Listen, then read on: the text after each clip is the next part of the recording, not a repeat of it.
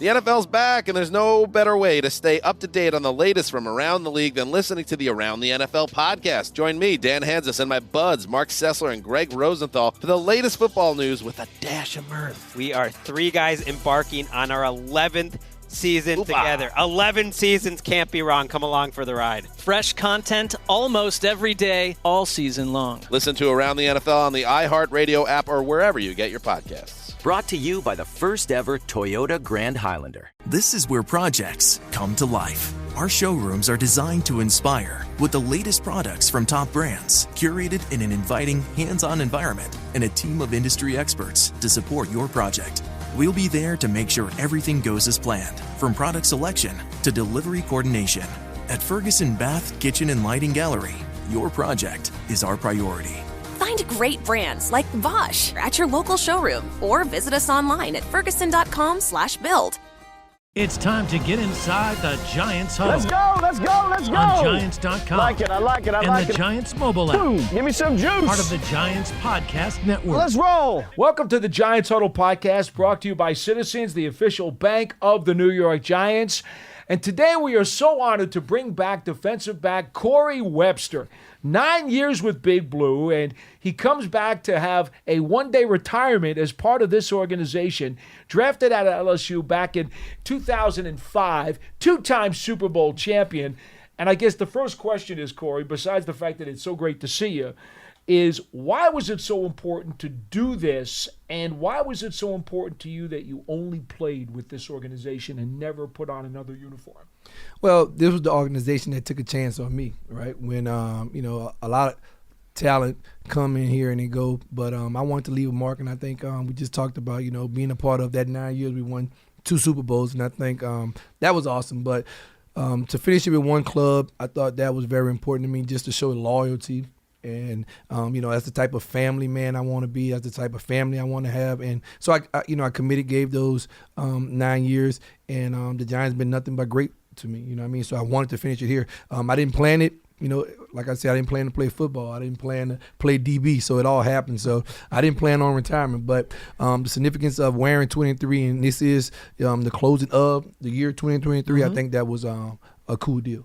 It's funny, you were just telling some of the media during your conversation how over the course of your time from LSU to the Giants, you were so devoted to the game, and now you can be more of a family man. You got your family here. Yes. I know they're looking forward to the desserts out at lunch already. But what did you take from your time as the Giants? Because you said to us that you helped raise your family with the lessons you learned being a Giant. Well, maybe one or two of those things. The big, accountability. Somebody's relying on you, and then being an accountability partner, right? Making sure that you can look yourself in the mirror and say, I set out to do those things, and I did them, right? Mm-hmm. And the discipline that comes along with that. Discipline is a word that to me means doing something that you may not want to do, but doing it with a smile on your face. So, those two things right there, there's a lot more that I can go into, but those two words right there with accountability partner, and, just having the discipline to be able to do those things, and then, focusing that attention on something positive. All right, so I'm going to add endurance to that, because at the front end and back end of this man's career, he battled through a lot of injuries. But, boy, in the middle, it was juicy. It was really juicy. And I want to go to this, because you folks out there will always remember him for the pick against Brett Favre. But to me, it's not just that. I will go to a whole stretch in 2007. I will go back to the Buffalo game where the Giants clinched the playoffs. He had the only pick 6 of your career, I believe, right? Down the sideline? You got it, yep. Did you save that ball? I got it. I have all of the interception ball. That was my little thing. Yeah, right? You have them all. I have them all, yes. Okay. Except for the Brent Favre one, I gave, but I know where it is. Lieutenant Colonel Greg Getson has that one. I know where they all are. Why does he have that? Because he was a big part of what we was doing that year. You remember he used to come around, do a lot of motivational speaking, and keep us engaged and tell us how to be attention to detail. In their game, they lose lives, right? I was just W's and L's. So to be able to apply some of his lessons to our game, I think him, following us, and he was out there on the field in Green Bay. Yeah. It was negative, the windshield. Oh, I know. Third coldest game ever. So he was there. I thought he deserved that. Very, very cool. All right, so I remember the Bills game when the Giants clinched the playoff spot. So he gets the only pick 6 of his career in that game. I remember what happened in Tampa. Gets a pick in the end zone, gets a fumble recovery in the playoff game against the Bucs, right? I mean, you had a roll. You had a month and a half that some guys don't have in a career. Okay, and then of course, what happens? You get the Favre pick in the Green Bay, and then what about the Super Bowl? Now, let me touch on the Favre one first, and then I want to go to Arizona. The Favre, you're covering driver on the left side of the defense down the sideline. The ball's frozen like a shot put. Okay, what was the read on the play? What was the route? What was the read? Because in overtime, you make a mistake and you jump a route, and that guy's gone behind you. All of a sudden, you lose the game. Yeah. Well, for me, I got missed up on a play earlier. So I was looking for that play again, you know what I mean, to be able to respond back to that. What I mean, me and down the driver was jamming each other on the line. I thought it was a bit of a run play, so I thought he was swinging me and that was going to allow me to get to the running back, but it was a pass play. So remember, that driver got like a 90-yarder early in the game. Yeah. So for me, I was reading him the whole game to see his breaks in and out. So I was able to get a good read on his breaks throughout the game and then being able to come up with a big play in overtime to undercut his route. And like you said, the ball takes forever to get there. That play, it does. It might be 2 or 3 seconds, but it looked like it's an eternity. And I was able to make it and catch the ball that was frozen at the time. You love turf. You're good at it. So you start a turf biz. Business grows, your savings grow. Become the most celebrated name in turf. Are you ready for all that life brings? Giants fans love a winner. It's why they love Citizens, named a 2022 Best Bank in the U.S. by The Banker. As the official bank of the Giants and sponsor of the Huddle, Citizens is made ready for fans of Big Blue. Learn more at citizensbank.com. So how happy were you guys to get off that field with a win? Not just to win, but to get out from the cold. That's what I was thinking. I think a lot of guys was happy to get out of there because it was cold. If you remember, in Green Bay, none of the benches was working. Right. We only had one flame on the sideline that was working when we normally have 2 or 3 of them. So everybody was gathered by one big flame. So I don't know if that was a coincidence or whatever was going on. So we was happy to get out there with a win, but we was happy to get off that field and get warm. Everybody talked about the cold with Coughlin's face turning purple, right? And they were amazed at how well Eli threw the ball, all right? He didn't seem to have any trouble at all, right? What is it like for a defensive back to have cold, frozen hands? I remember having, like, my fingers taped early in the game. And you had to take the tape off because the blood was freezing at the tips. So you couldn't have any tape on the hands and things of that nature. And that's strange. You don't even think about that. That's not even a thought. So I learned that being out there in the cold. So it's the same, just, trying to keep them as much as you can warm. When it's under negative 28 shields. So same, because you're only going to get one chance to catch the ball. Yeah. And we had a couple of problems. I won't call the name, but remember, a DB dropped the ball a couple of times that game. I'm not going to go there either. So that was all in our mind to, like, hey, let's get all this sleeves off so we can have, feel the ball, so we can have traction with the ball. So we did that, and we was able to come up with a pick. How much have you talked to Favre since that time? Because a lot of people will bring that up to you, but have you ever had a chance to talk to him? I did not. I think Rich Sorber was trying to set it up one time. He had an event going on, and I think in Wisconsin somewhere. I don't want to lie, but we just couldn't get it going. I think he had some type of event, was a charity giveaway or something like that. He tried to set it up to bring myself in far about that. So never. He was at LSU one time to do a motivational speaking, but we missed each other that time too as well. So I never got a chance to talk to him. Okay, so now let me go back a little bit now, just to rewind before I go to the Super Bowl, because you guys played the Patriots. Yes. At the end of the season. And we all know about how the Giants gave them such a scare, and you guys felt a lot of confidence that you would then wind up winning if you played them again. From your perspective, I remember talking to Sam Madison after the game, and we had a private conversation in the corner of the room. I said, you got these guys. And he knew. He knew. And a lot of you guys knew. What was it about that game that told you were going to beat them in a rematch? Well, some things, like, if I don't know if we've ever said this, but that I call it the second game because we played them the last game of the preseason as well. So the second game, the last game of the season that we played the Patriots that year, I wasn't in the defensive strategies and scheme the first half because of the what was going on previous, right? So second half, I became a part of the scheme that was going on, and that's Coach Spags say, we're going to go this way, right? If you remember, they broke every record the first half of the game. Yes. And I'm not trying to exclude myself. I'm just giving you the thought process of what was going on in our mind. So we knew we had, and even early in the game, we busted a lot of plays. communication-wise. It wasn't just Imano, one man better than another man. It was somebody, 11 on their team on the same page, and we might be 9 out of 11 on our defensive team on the same page, and then Randy Moss touchdown, Brady touchdown here. So we knew how we closed that game, the second game in the second half, and took the statistics and the stats from there. We knew if we did that for 60 minutes, that would be hard to beat, and that's what happened. Wow. All right, so let's go to that game, all right, because it's really for you, the very end of that game turns out to be a two-sided sword, right? Because you slip in the end zone when Moss catches the touchdown. And by the way, to that point, you had played a really good game. I mean, this is Randy Moss we're talking about, right? And all he had done was catch short stuff. Yep. And on that one, it's a 6-yard touchdown. You slip in the end zone. The helpless feeling you must have had at that moment, I can only imagine. Well, I always knew the camaraderie we had built in the locker room that we never flinched, right? So Strahan, if you go see him on the sideline, we never flinched. Like, offense going to do their part. So we had them did things before, and as long as they had time on the clock, we had a chance, right? So to your point, though, I just me randomly thinking from that game, I don't think he had caught in that up pass except for that last drive when we was in cover 2. Okay. So man-to-man, quarter coverage. I don't think he had caught up pass. Now they could go check and make sure I'm right. I don't. But he caught, I think, a couple of passes in cover 2, and then he caught that pass right there. Right. And I was kind of, in my mind, thinking like, let's just keep doing what we've been doing. I think we went to zone. It kind of softened them up, and we played that way. And we gave up the yards and just tried not to lose. But, it was one of those things, just like the Green Bay game. We had to overcome it, and we had to go out there and make a play. And we had to see how our offense brother had our back, and they went out there and did their job. So well, and that's the thing though that makes it okay, right? Yeah. Because then Eli leads the Giants down for the winning score, hits Plexico Burns in the end zone, and then Brady gets the ball back, and now you got to worry about Moss.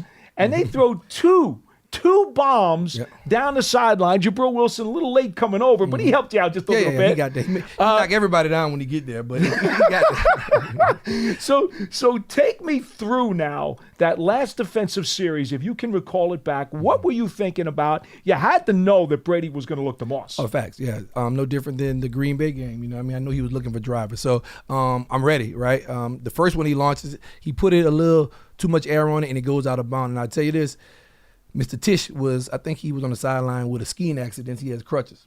And I kind of avoided him at the end. He always thanked me for that. Thank you. So that's the first play, right? So the next play in my mind, I'm thinking I'm going to intercept it. So if you go back to watch that last play, I didn't judge the ball well, but it did hit my middle finger. Yeah, I busted him so many times about, thank God you had long fingernails that day because, my God, it was close. Yeah, so just trying to make a play on the ball. And we was, I was able to, they called it, the fingernail, knock the ball away, PBU. So we was able to get that win. It's funny because, while we all knew that Moss was going to be the target because he's their big play guy and Brady's got to get it to him, he just ran straight down the sideline. How did you know he wasn't going to run a post or run something else? Film study, things of that nature, right? Okay. You know what I mean? Knowing, how he's, gyrations are when he's, running straight down the field, how his body's straight up and down when he's running. Just a lot of film study knows that was going to be either a skinny post or a go route, and that's what it was. That's what a cover corner does, right? They study the keys, and you knew what he was going to do. We studying all gyration, attention to detail to the minute. I know if them hips up high, and we seeing high knees and things of that nature, he's not breaking down and running the route or putting his foot in the ground to change direction. Awesome stuff. All right, so now I want to recap for a few minutes, a few things. Now I told you this before. I went back and I looked up a few numbers because I remember plays, I remember players, I remember games, but there were some numbers that I gotta run by you that are going to sock your socks off. Did you know that in 2008 you led the National Football League with 24 passes defensed? Did not know that. Is that unbelievable? Yeah, I did not know that at all. That's no, the first time and I don't remember anybody making a big deal out of it at the time. Maybe that's pretty incredible. Yeah, maybe because I didn't make a big. I don't know. I'm just finding out 2023. So I did not know that. That's good to know. And you had two games. One game in 2008 when you were guarding Santana Moss, where you had 5 passes defensed, and then in 2009 you had 5 against Atlanta when Roddy White was playing against you. Okay. Do those games ring a bell for you at all? Well, I'm gonna ask: was this the game that Santana Moss and I got in a fight? Because I would have to ask that. I don't think it was the fight game. Okay. You and him got into it. I thought it was 2 years later. I don't. So I'm saying. But I could be wrong on that. And I didn't know why we got into it. Because we had always been nice to each other. Me and his brother Sonaris Moss. So I didn't know. So I was thinking that may have been the reason. Okay. why we got into a little skirmish. Because we never had any bad problems, no bad blood, never. And then we was fighting. I'm like, why are we fighting? So that may have been the start of the bad blood. He may have knew that stat, and I didn't. Okay. So I'm just trying to put some thoughts behind your numbers right here.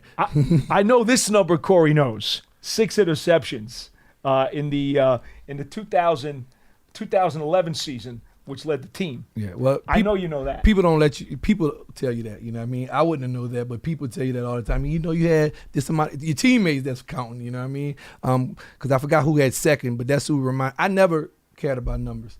Mm-hmm. I just cared about getting it done, getting those W's. So, but you have teammates that's gonna remind you, man, I had this amount, and you got more than me. You know what I mean? So, I'll say this. I learned a lot about myself when they retired my jersey at my high school. I had no idea the stuff that he read off to me. No kidding. He's reading. I'm like, oh, that's me. You're ready for a change. Payday comes early with Citizens, so go to that retreat. New you moves to the country. Now you're raising goats and launching a lifestyle brand. Are you ready for all that life brings? The Giants Huddle is brought to you by Citizens, the official bank of the New York Giants. From game day to every day, Citizens is made ready for Giants fans with insights, guidance, and solutions. Learn more at citizensbank.com. Yeah, but you see, the one thing he just told the media before this morning was that I remembered winning a championship in college and high school and winning 2 with the Giants. That stuff you remember. That stuff I remember, you know what I mean? I guess that's the team-oriented goals. That's the stuff I remember. The individual stuff, it just goes along to help the team win. So that's the stuff I remember. All right, let's bring this back a little bit. Pearson, how much time do we have? All right, so let me bring this back. Well, he's got a family out there chowing down at lunch. He wants to get out there. A couple more minutes. Great. Let me bring this back to today. Mm-hmm. The game's a little different now. They play more video game football than even when you played. What about this game today, this passing game that is so dominant in the NFL today, raises your curiosity as to how these defensive backs have to try to compete against the new rules and some of these players? I think they have a very challenging job. And when I say that, because a lot of the rules, I'm sorry, NFL, but a lot of the rules go against the defensive backs. Oh, we all know that. Okay, all right. We all know that. I didn't know that was a common thing that we could agree. All right, so they have a challenging job. But what I also say is I don't know if they're up for that challenge.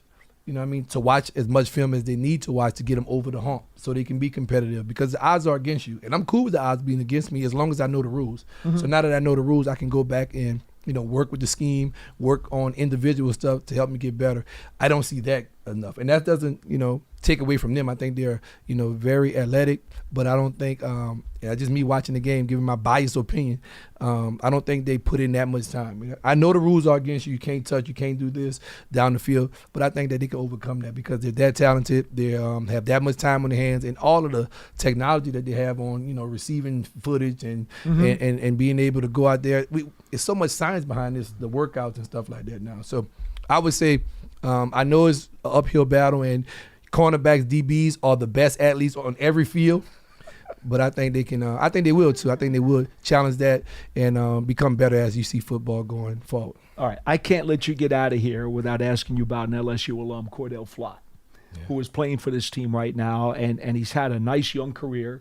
Had some injuries himself, but this guy's got some talent, and I think Giants fans are going to be real happy to see him the next several years. What do you know about his time at LSU and then coming to the Giants? Well, I would say this, not a whole lot, because I haven't been diving into it like I would want to be able to comment on those individual guys. But what I would say is I hear a lot with the injury going on right now, so I would love for all those guys to take care of themselves. Yeah, right. I know you can't. The injury bug is bitten us pretty hard up here. So just be mindful. Do some prehab so you don't have to do rehab. All right, I call it the prehab so you don't have to do the rehab. So I think, but all those guys got a beautiful career ahead of them. Just take advantage of all the opportunities. Make sure that you can control what you can control, and get ahead of the curve when it comes to that prehab versus the rehab part of it. And is that your best advice to teams who have been beset by injuries? Is that somehow you've got to head them off at the pass before they even happen? Yes.